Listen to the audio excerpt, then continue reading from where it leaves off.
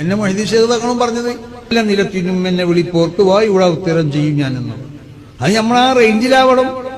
ആ റേഞ്ചിൽ നിന്ന് നമ്മൾ വിളിച്ചാൽ ഇവര് വിളി കേൾക്കും. അതൊരു ഇലാഹിയായ ഒരു റേഞ്ചാണത്. ആ റേഞ്ച് ഉപയോഗപ്പെടുത്തിക്കൊണ്ടിട്ടായിരിക്കും അവര് ആ വിളി കേൾക്കുന്നതും ആ വിളിയുടെ വിളിക്കനുസരിച്ചുള്ളതായ ആ വിഷയത്തിൽ ഇടപെട്ടുകൊണ്ടിട്ട് അവർ കൈകാര്യം ചെയ്യും. സൃഷ്ടികൾക്ക് ഇബാദത്ത് ചെയ്താൽ അത് ശിർക്കാണ്. അത് യഥാർത്ഥ തൗഹീദിന് വിരുദ്ധമാണ്. സൃഷ്ടികളെ വിളിച്ച് സഹായം തേടിയാൽ അത് അഹ്ലുസുന്നത്ത് വൽ ജമാഅത്തിന്റെ അഖീദയ്ക്ക് എതിരാണ് എന്ന് പറയാനുള്ള ചങ്കൂറ്റവും കേൾപ്പും പണ്ഡിതന്മാർക്കുണ്ടാകണം.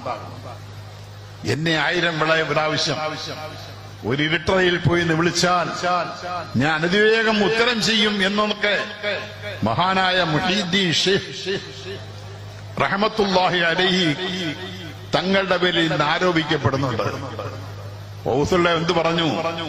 വഫാത്തിന്റെ സമയത്ത് ഈ ലോകത്തു നിന്നും പിരിയാൻ നേരത്ത് മകൻ യഹ്യ ഔസിനാ, ഞങ്ങൾക്ക് വസിയത്ത് ചെയ്യണം, ഞങ്ങൾക്ക് അതിപ്രധാനമായി ഉപദേശം നൽകണമെന്ന് പറഞ്ഞപ്പോൾ തവക്കൽ അലല്ലാഹ്, മകനെയും പരിസരത്തിരുന്ന് ഉപദേശിക്കുകയാണ്, അള്ളാഹുവിൽ മുഴുവൻ കാര്യങ്ങളും ഏൽപ്പിക്കണം. നീ മുഴുവൻ പ്രശ്നങ്ങളും അള്ളാഹുവിനെ ഏൽപ്പിക്കണം മകനെ. ഇസ്തഈൻ ബില്ലാഹ്, നീ സഹായം തേടുന്ന അള്ളാഹുവോട് മാത്രമേ ആകാവൂ. അള്ളാഹുവിനോട് സഹായം തേടണം, സൃഷ്ടിയോട് സഹായം തേടരുത്. നിന്നെ രക്ഷിക്കാനും സഹായിക്കാനും നിന്റെ കാര്യങ്ങൾ നോക്കാനും അള്ളാഹുവിനെ കൊണ്ട് മാത്രമേ കഴിയൂ. അതുകൊണ്ട് അള്ളാഹുവോട് സഹായം ചെയ്തു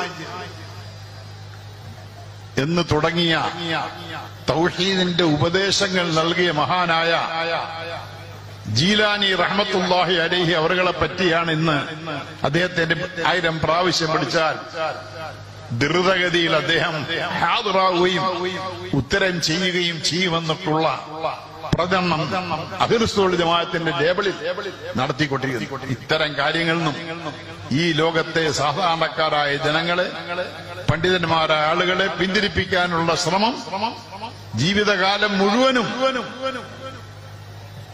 പാടുപെട്ട് ശ്രമിച്ചവർ